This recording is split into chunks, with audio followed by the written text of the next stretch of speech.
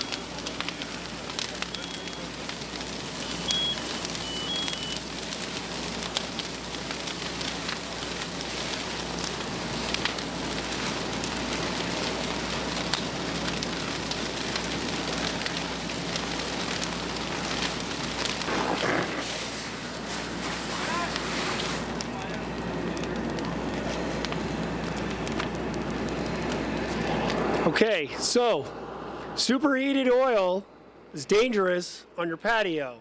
Whether the turkey drops directly into it, if the pot gets tipped over, which can happen with animals, children laying around.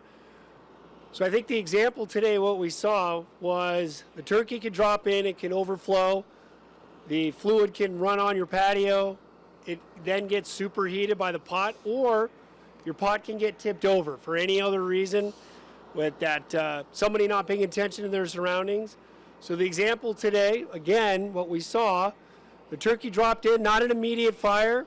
Somebody may be trying to take care of the situation where the pot overflew. They were trying to take care of it, knock over the pot. Now it's on the patio. You've got superheated oil, has an ignition source, and it can be dangerous. When you see fires like this, you can see just how quickly they can spread.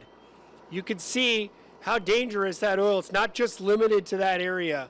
And we find that with that flammable liquid. Now, even with the pot up, when that pot is now on its side, that 500-degree oil, super flammable, is now on your patio. All it needs is an ignition source, which there are plenty of, especially during the holidays.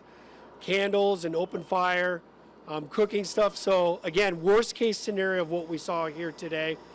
I do want to thank all of you for coming out to see what could happen when you've got that ignition point and the worst case scenario of how that can go.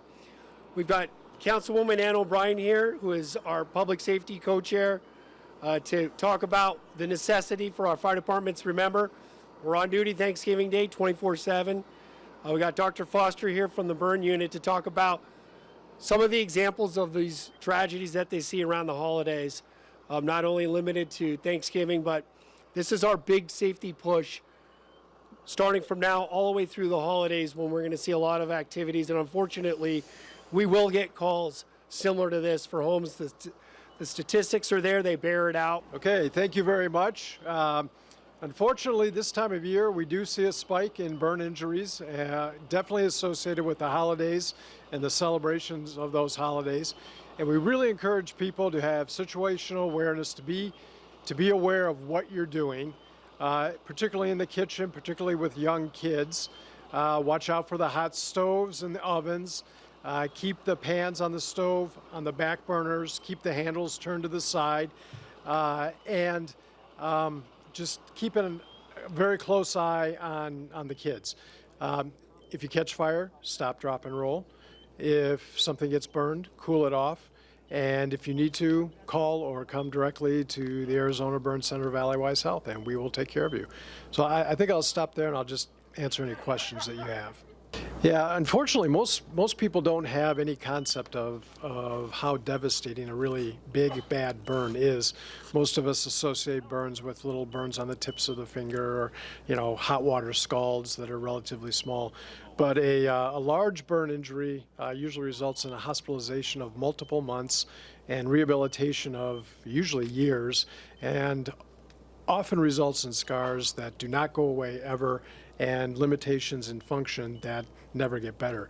So it is devastating, and it happens in just a fraction of a second. And almost all the burn injuries that we see are preventable with just a little bit of forethought. What's good first aid if you get burned? So the best first aid for a relatively small injury is to cool it off with room temperature water. Don't use ice. Ice makes it feel better, but then you end up with a cold injury on top of a hot injury. It tends to make it worse. And then there are a variety of different treatments that we can use.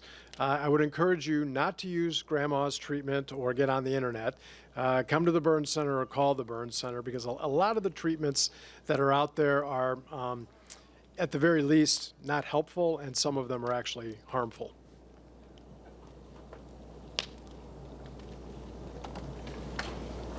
All right, thank you very much. Be safe, everyone. Thanks, man. Thank you. Thank you, Dr. Foster. Councilwoman O'Brien, would you please come up and a few remarks again to talk about what you do best, public safety. Thank you. Good morning, and thank you all for being here. I would like to thank Chief Duran and all of our firefighters for bringing up this very important topic.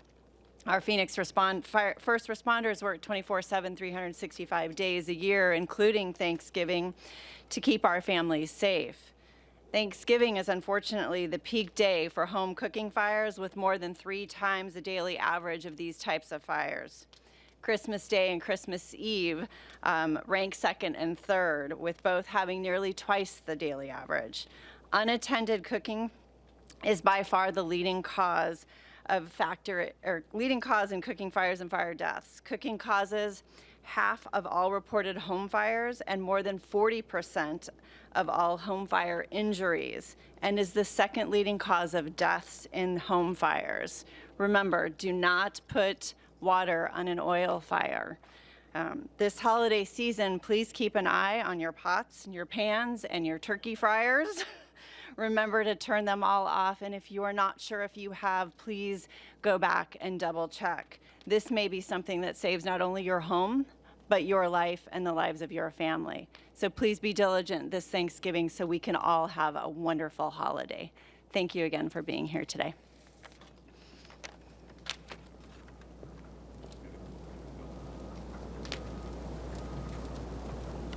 Thank you, Councilwoman O'Brien. Again, thank you. This is an important message that we need to get out every year. Please feel free, push all this on your social media, on your newscasts. Let's make sure we have a very happy and safe Thanksgiving, and thank you all for coming out today. Thank you.